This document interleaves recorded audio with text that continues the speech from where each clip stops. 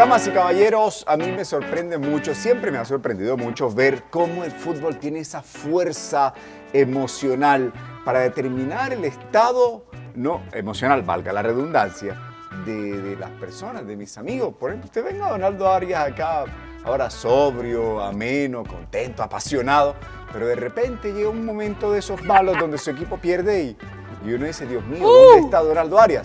Hoy mis amigos madridistas entiendo que están así gozosos. Ha ganado el menos malo de España.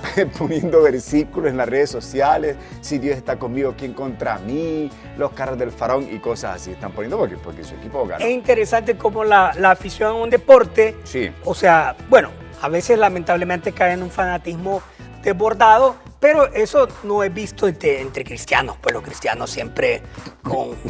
Sí, a mí me gusta mucho esa expectativa todavía que usted tiene de... Claro, o sea, pues esa visión, no debería de regir... utopía que usted tiene no debería de regir nuestra vida, que gane el Barcelona o el Real Madrid o el Liverpool o otros equipos. Es bonito disfrutar y ver el deporte, ¿verdad? Aquellos que les gusta seguir el blanco del Madrid y gustan su fútbol, le felicitamos, 35 ligas. Yo creo que esta onda del deporte también tiene que ver con esa necesidad de entregarse a una causa que tiene el ser humano. ¿Siente? O sea, eso viene, sí, claro, está en el ADN. No, pero también, mire, bájele nivel de intensidad. Mi análisis. Sí, bájele nivel de intensidad porque también puede ser un momento solo para relajarse.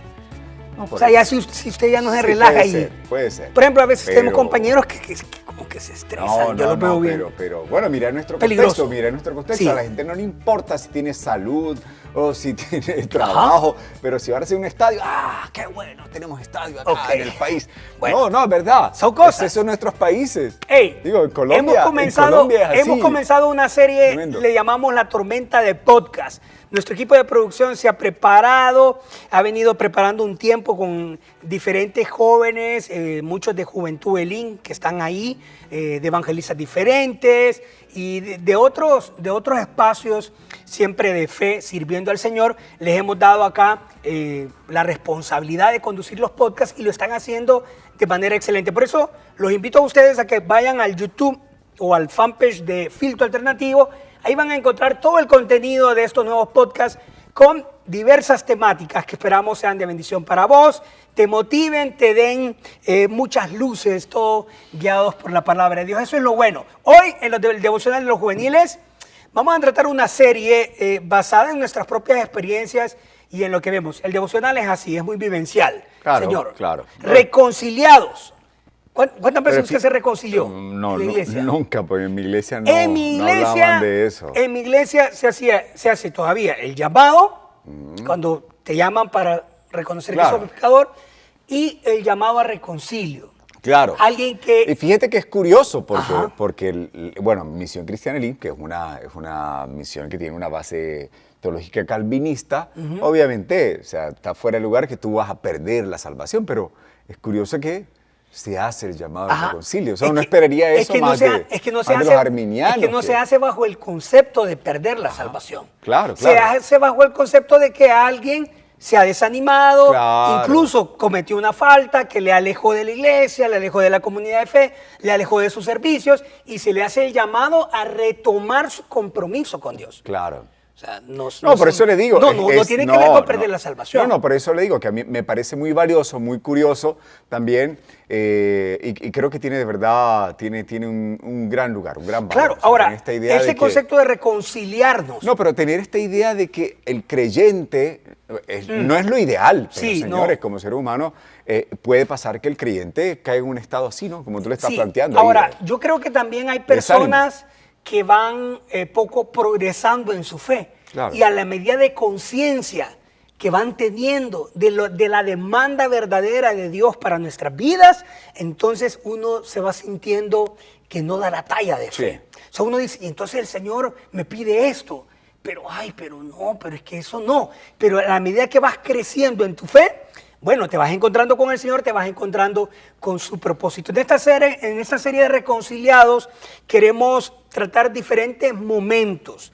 Ya el momento de hoy es lo que dice el clásico, y aquel hermano Cayó, sí, la caída, que para los que no están familiarizados con el tema, en nuestras comunidades cristianas es el término que usamos para referirnos a alguien que se desanimó, ¿no? O sea, alguien que de repente ya dejó de servir o no está congregándose, o de repente regresó a hábitos viejos, ¿no? Vieron allá al hermano Donaldo allá chupando, allá en el centro por el nunca tuve centenario. ese hábito. No, yo estoy poniendo un ejemplo. No, pero pero ¿por qué salta así? No, es ¿por qué se altera? Porque una vez me llamaron, hey, vos estabas en la final de la Alianza y estabas tomando ahí, vea.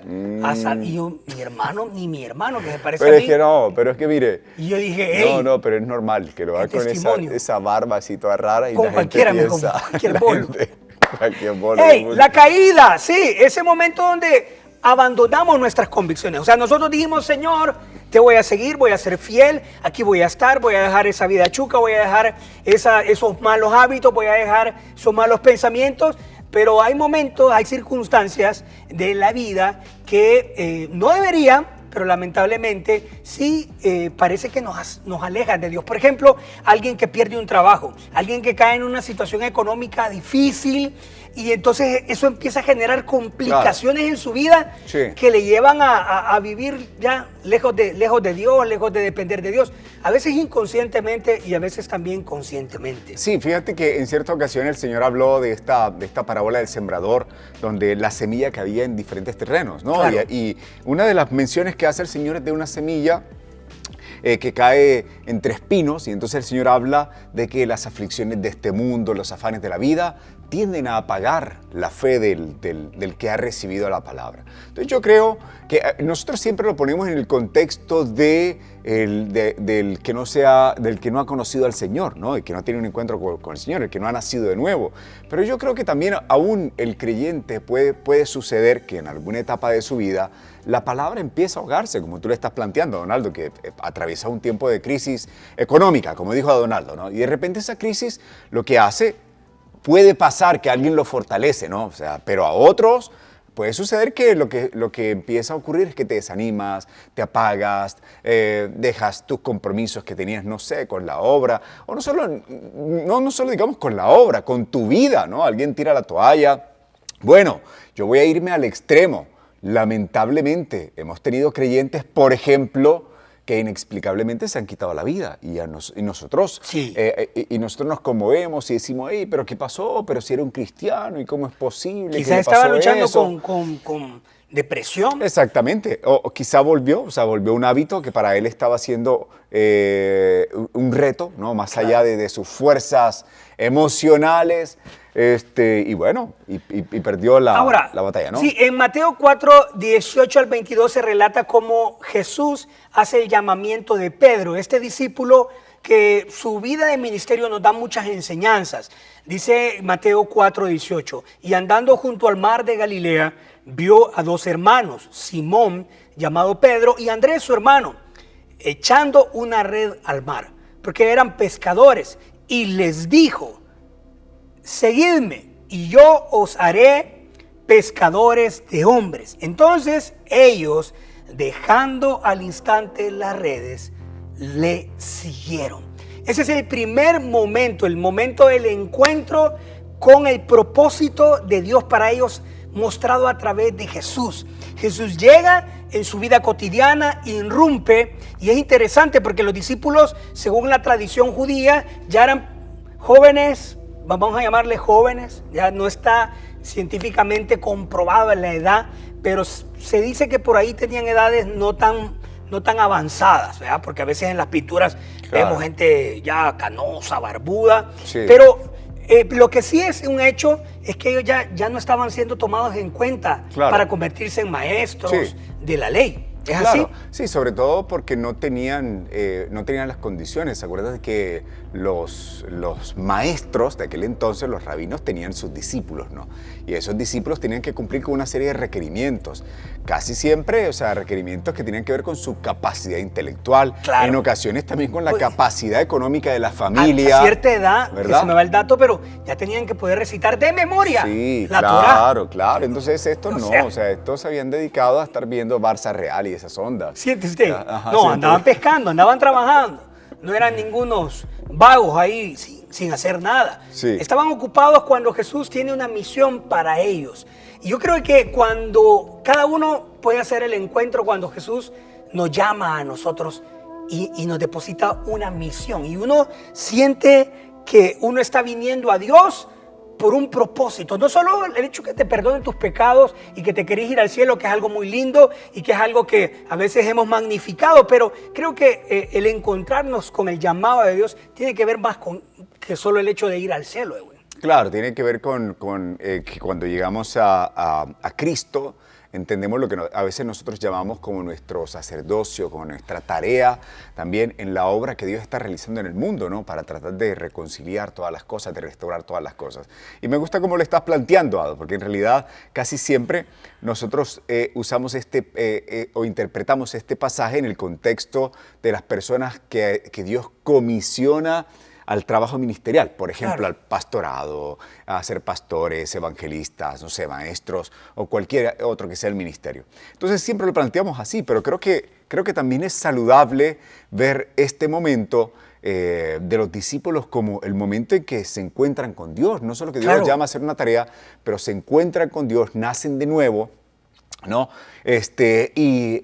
Hasta entonces empiezan a encontrar el verdadero sentido de la vida, el verdadero rumbo de la vida, que creo que es lo que todo creyente vive. Uno se encuentra a los creyentes que dicen, no, yo en realidad estaba estudiando ingeniería, pero conocí al Señor y yo ahorita quería dedicar mi vida, no sé, a la medicina. Claro. Pero como que le da encontrarse con Cristo, normalmente como que le da un nuevo enfoque de qué hacer y de qué dedicarse en la vida. Para los que nacemos en un hogar cristiano, quizás se vuelve hasta rutinario, cultural, una costumbre, el hecho de una vida de iglesia, una vida de ciertas costumbres, el no hacer otras cosas, ¿ya? O sea, comer pan con pollo, pero no bailás, sí, en diciembre, por ejemplo, ¿ya? Te dan regalitos, pero los escondes. O sea, muchas cosas así, pero algo más profundo. De alguna manera, la vida cristiana, la vida de iglesia se vuelve tu vida. Claro. O sea, tus amigos son los hijos de los hermanos de la iglesia, de tus papás, sí, que son amigos. Entonces, todo gira en torno a ir a eventos cristianos, ir a un campamento cristiano. Sí. Entonces, al parecer, esa conversión a veces no parece tan drástica, claro, pero hay casos de la vida de gente que no ha tenido nada que ver con la vida cristiana y viene abrazando valores de vida, decisiones en su vida, que cuando se encuentran con Jesús es un total parteaguas, como se dice, es un antes y después. Es decir, es un momento clave de dejar las redes y venir y seguir a Jesús. Dejar las redes para muchos significa dejar una vida de vicios, para muchos significa dejar relaciones, dejar también hábitos y dejar formas de vida, de ganarse la vida, que no obedecen a alguien que quiere agradar a Dios. Entonces, en ese punto de partida, inicia una nueva historia. Sí, siempre es más notable cuando la persona que tiene este encuentro con Cristo... En su caso, usted no nació en un hogar... No, yo no sé. No, de hecho, mi papá ni siquiera... Yo pensé que en el momento que nosotros éramos católicos, pero en realidad no lo éramos. No, o sea, claro, nunca íbamos a misa, claro, nada. No respetábamos las tradiciones católicas, ni siquiera. Entonces mi papá en realidad era un agnóstico. Cuando yo le hablaba a mi papá, él no usaba ese término, pero cuando yo hablaba a mi papá y le hacía preguntas de Dios, él me decía, mire, mijo, la vida se trata de que usted sea honesto y que trabaje duro. Claro. O sea, esa era su respuesta. Ese era su valor. Ese era su valor. Ese era su valor. Exactamente. De vida. Una persona trabajadora. Exactamente. Y decía, no, y que a usted lo conozcan como una persona correcta, de bien. Ya está. Entonces, eso que Dios y eso... Ese era su inventario de ideas respecto a cómo dirigirse. No, respecto a cómo existir. Pero no solo, ojo, pero su papá no solo le decía esas cosas. Claro. O sea, vivía. Sí, persona trabajadora. Sí, no, muy honesto. Bueno, yo siempre lo he dicho que ahora, después que conocí al Señor, claro, yo me di cuenta de que, o sea, mi papá tiene un carácter más cristiano que muchos. Sí, sigamos adelante. Que muchos que todavía, o sea, van a la iglesia, han tomado la decisión, pero todavía el Señor no ha ganado todas las partes de su corazón. Claro. Bueno, porque siempre es fácil mencionar a otro. Voy a decir, claro, mi papá tiene un carácter más cristiano que yo, que estaba empezando a caminar ya en Cristo, ¿no? Sí. En realidad mi papá era un tipo siempre muy correcto, muy responsable. Muy manso, tranquilo, yo así lo veo las veces que él. Sí. Solo de ver su foto. Exactamente. Entonces, pero en las personas que porque me salía la idea. Las personas que no han tenido, no estaban en la iglesia y de repente tenían hábitos, no sé, estaban de repente así muy malvados, ya casi satánicos, como eran políticos o no sé, cosas así. Sí. O que estaban en drogas y tal. Llegan a Dios, es como que el cambio es muy notable de este Drogas y momento. político. Uy, Ajá, como que de este punto, ¿no? Sí. De este punto. Pero, como tú lo planteas, está la otra situación del creyente que de repente creció en un contexto de iglesia, pero que de repente en el transcurso de la vida comprende que también necesita tener este momento con Dios, en el que se hace las dos preguntas de, bueno, ¿para qué estoy en la tierra? ¿Y cuál es el propósito de Dios en mi vida? Claro, ahora, pero el tema de hoy es la caída. Claro. O sea, quisimos plantear toda esta introducción porque todo inicia ahí. Ahora, pero ¿cómo pasamos del capítulo de Mateo 4 al capítulo 26, versículo 69? Dice, Pedro sentado fuera del patio y una sirvienta se le acercó y le dijo, tú también estabas con Jesús el Galileo. Pero él lo negó delante de todos ellos, diciendo, no sé de qué hablas. O sea, desde el momento en que una persona deja las redes, deja su vida pasada por seguir una causa, por seguir a Jesús, ¿cómo se llega a este momento donde una joven te confronta como, pero no andabas con Jesús en un momento de crisis porque habían apresado a Jesús? Claro. Y pues era seguro que le iban a dar muerte y Pedro es confrontado, creo que con su propio temor. Sí. Él creía que estaba listo y que estaba dispuesto incluso a ser un mártir, pero en ese momento descubre que no, descubre que él no está listo para seguir a Jesús, para seguirlo a un nivel mayor hasta dar la vida, y ahí retrocede. Claro. Yo creo que esto se ejemplifica mucho lo que nos pasa a nosotros cuando empezamos a conocer de Dios, tenemos el primer amor, nos emocionamos, sabemos que Dios ha sido bueno, que nos perdona, que nos limpia, y hay como un amor, muchos le llaman el primer amor, pero a veces nos movemos en el emocionalismo, empezamos a orar, a tener una vida devocional, pero de repente pasan muchas cosas y llegamos a este momento donde decimos, esto no es para mí. Claro. O sea, esta causa por la que hice una pausa en mi vida, dejé las redes, pero esto no es para mí. Fíjate que yo veo varias cosas acá. Bueno, lo primero quiero retomar, hicimos mucho énfasis en el inicio sobre cómo el esto de la llamado, conversión. cómo llegamos Pero a Dios. es que es importante porque lo que estamos diciendo, lo que tratábamos de enfatizar era este giro que tiene nuestra vida, ¿no? Que Pedro tenía un trabajo bien, ¿no? O sea, quizás está bien pagado, como usted dijo, no es que era un vago, o sea, tenía un pequeño negocio ahí de pescado y todo, pero de tener esta rutina que tenía su valor, o sea, no estamos menospreciando el hecho de tener un trabajo como tal, pero de acá Pedro pasa a hacer ahora una labor para incidir en la sociedad de manera mucho más relevante, mucho más impactante, porque se encuentra con el Señor y ustedes saben, no, conocen los evangelios, empiezan a haber milagros, liberación de endemoniados, Jesús empieza a confrontar a los corruptos. Entonces Pedro pasa de tener una influencia pequeña en el mundo de la economía, ¿verdad? De su economía personal y de la economía de su comunidad, a tener una influencia a la nación entera, porque todo el país empieza a hablar de este Jesús de Nazaret. Ahora, como lo estás planteando tú, de estar de repente acá abajo, de repente tiene un tope donde llegaban ahí de todos los medios del IMTV a entrevistarlo y tal, no, sí, aquí estamos nosotros en la marcha y tal. Y entonces llegaba de tener esa influencia,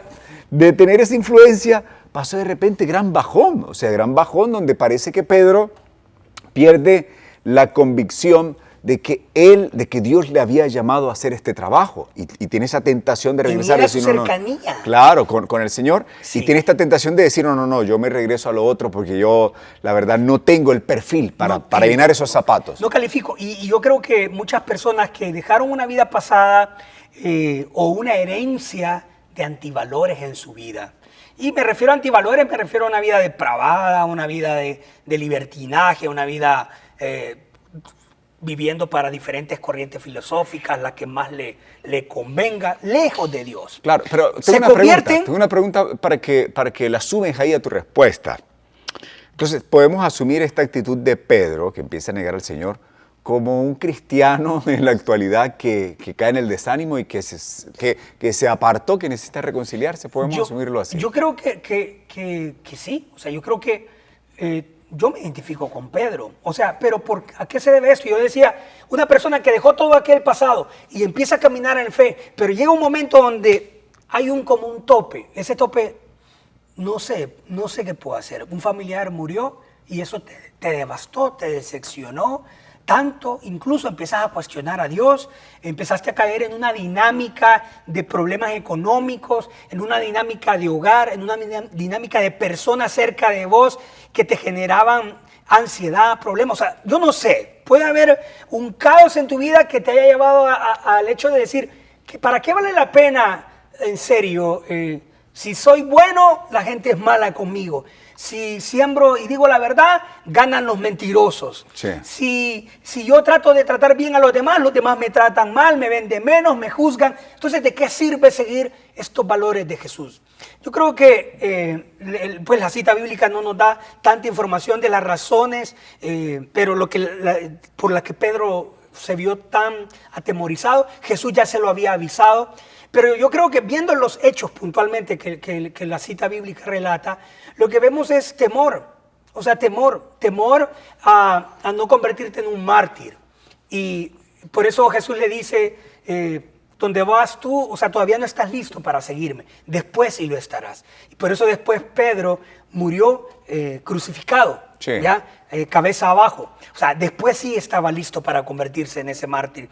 Pero si en este momento has caído en depresión, has caído en un bache tremendo donde has dejado tu fe, has dejado incluso de querer ver a esa gente que te recuerda a Dios y en ese momento incluso estás triste y molesto con Dios, creo que es el momento de evaluarte, porque sí. Creo que todos tenemos que evaluarnos. Yo creo que otra cosa que nos enseña y nos muestra este pasaje es que el momento del desánimo, o sea, cuando estamos en la cueva, que sentimos que se nos acabaron las fuerzas, que ya no tenemos la misma pasión que cuando comenzamos, que ese momento no lo podemos asumir como el punto final, como que es el cierre de nuestra vida cristiana. Y que debes de entenderlo también que aún grandes hombres de Dios han tenido que atravesar tiempos finales y que sí, y que está bien. Digo, no está bien el hecho en sí mismo, pero que está bien que reconozcamos que como seres humanos a veces vamos a atravesar con momentos así y que lo que nos van a hacer es depender en otro nuevo nivel de Dios, o sea, reconociendo de que es verdad, que no tenemos la capacidad, que esta labor que podamos hacer o este trabajo que podamos hacer para incidir en otros, o sea, es divino, es sobrenatural y que no tiene que ver con nosotros meramente, que no tiene que ver con nuestra capacidad. Qué bueno si estudiaste, te capacitaste, todo eso, ¿no? Los dones que hayas desarrollado, todo eso es valioso. Pero por sobre todo eso, damas y caballeros, debemos entender que lo que podamos conseguir, o sea, es por la gracia de Dios en nuestra vida. Es que hay dos vías en las que podemos, y hemos tratado esta enseñanza porque ya vamos terminando con el devocional.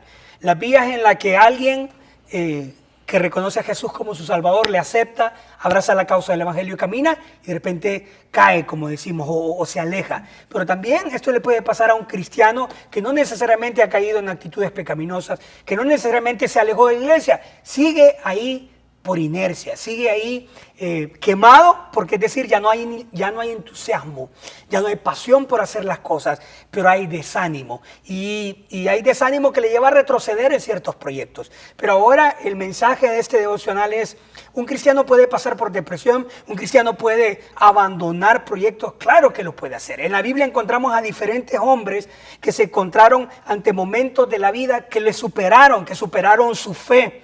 Pero acá viene lo importante, que nuestra fe no está en nosotros mismos, sino está en Jesús y sus promesas. Y que en su gracia, Él todo lo puede hacer nuevo. En Él nada se rompe, en Él hay esperanza, en Él levantan fuerzas los que son débiles. En Él toman nuevas causas y nuevos propósitos los que le ven con humildad y reconocen que no están bien. Así es, nuestro deseo es que tu vida esté plantada en el Señor y que dé fruto, de verdad, hasta el último de los días que estés en la tierra. Ese es nuestro deseo, que el Señor pueda usar tu vida donde Él quiera usarlo, ¿no? Porque somos instrumentos, como le decimos siempre, somos instrumentos de Dios y que Él pueda usarte donde Él quiera, en la política, en la economía, en las artes, en su iglesia, ¿no? A través en el cuerpo de Cristo, pero que puedas dar mucho fruto. Y que sepas que, como todo ser humano, como todo creyente, es probable que vas a atravesar, aún después de haber tenido un encuentro con el Señor en que te marcó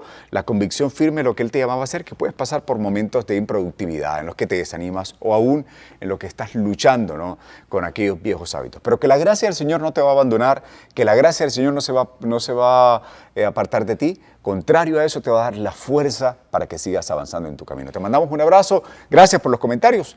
Gracias por compartir esta publicación y nos vemos a la próxima. Siempre en Filtro Alternativo, YouTube, Facebook, vamos a estar transmitiendo esto, ¿ya? Usted también lo puede, si lo ve a través de señal abierta en Canal 27 de LIN TV, ahí estamos saliendo a las 5 de la tarde.